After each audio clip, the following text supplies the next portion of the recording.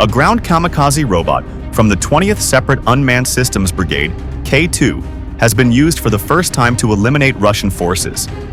In the footage, the robot moves forward along the road, while a group of Russian troops walks on the left side in the green area. They do not notice the robot. After several seconds, the ground kamikaze robot leaves the road, enters the green zone, and follows the group from behind. When it reaches them, the robot detonates, hitting all Russian personnel in the area. Moments later, smoke from the explosion is visible in the frame, confirming the successful strike. Additional footage shows the area after the blast, and the robot's path clearly indicates controlled movement toward the target.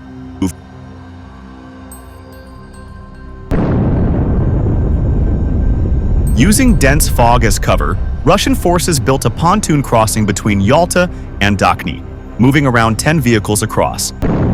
After the crossing was detected, the 42nd Ukrainian Mechanized Brigade launched a rapid drone strike, destroying 2 tanks, 5 armored vehicles, and personnel. The footage shows Ukrainian FPV operators guiding drones directly toward Russian equipment and detonating them on impact. The vehicles are visibly burning, and the strike stops the attempted advance despite limited visibility. Additional reconnaissance confirms the area is now unusable for further movement. Ukrainian units continue monitoring the sector to prevent new crossings. If you like our work, don't forget to like and subscribe.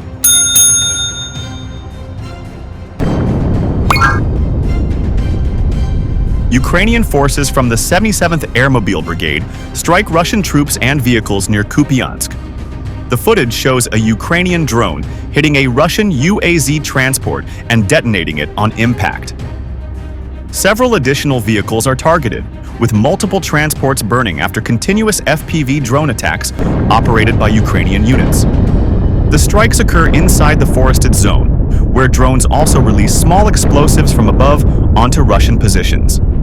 The area is covered in fire, smoke, and scattered debris as more FPV drones hit equipment and personnel moving through the tree line. The video shows destroyed Russian soldiers and vehicles across the forest section of Ukrainian territory. The attempted Russian advance was halted, and their positions in this sector were fully suppressed.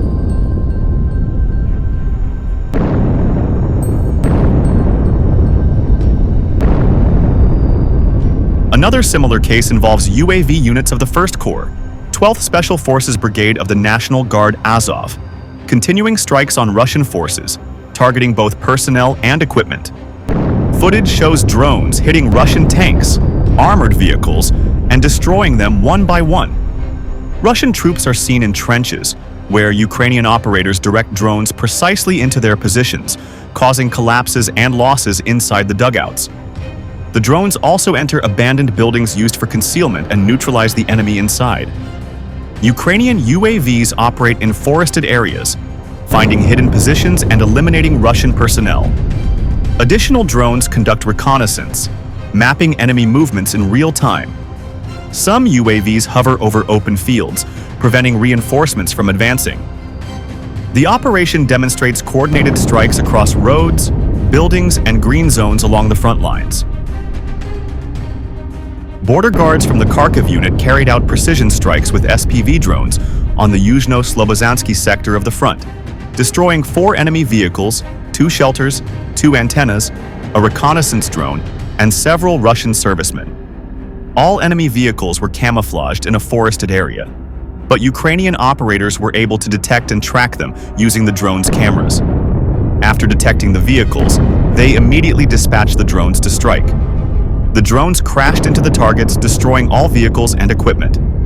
In addition, old houses, dugouts, and any other shelters that could have provided cover for Russian troops were neutralized. The operation allowed Ukrainian forces to effectively clear key areas of enemy presence. If you like our work, don't forget to like and subscribe.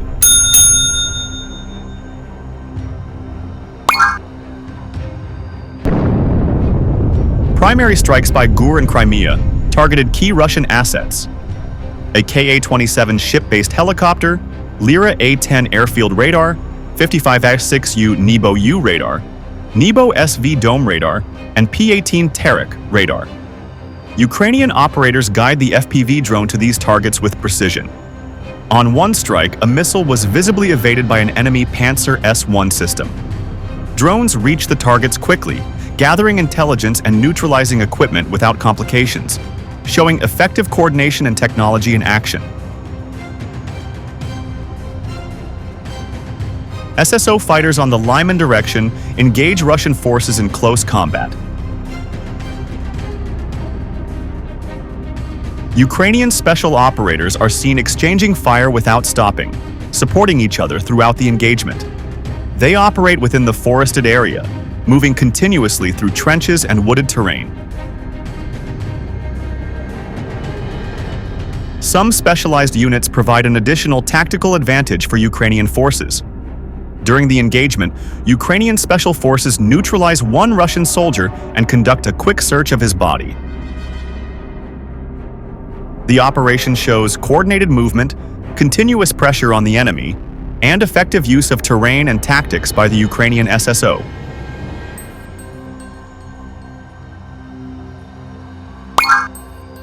If you like our work, don't forget to like and subscribe.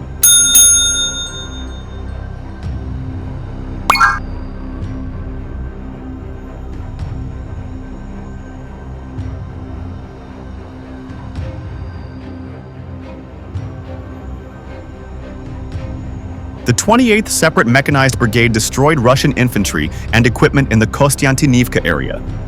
The footage we're being shown shows drones blowing up all the equipment and transport belonging to the Russian occupiers. They repeatedly show Ukrainian operators using drone cameras to locate a Russian-held weapon. It's camouflaged in a forested area, but drones are used to track, locate, and blow it up. Also among the blown-up transport vehicles, there are UAZs, bags, and armored vehicles. They were also discovered in the forested area, hoping it would remain camouflaged and unnoticeable. But the professionalism of the Ukrainian operators is evident. They easily search the entire forest from a bird's-eye view, find their location, and direct the drones which crash into them, blowing up all the transport.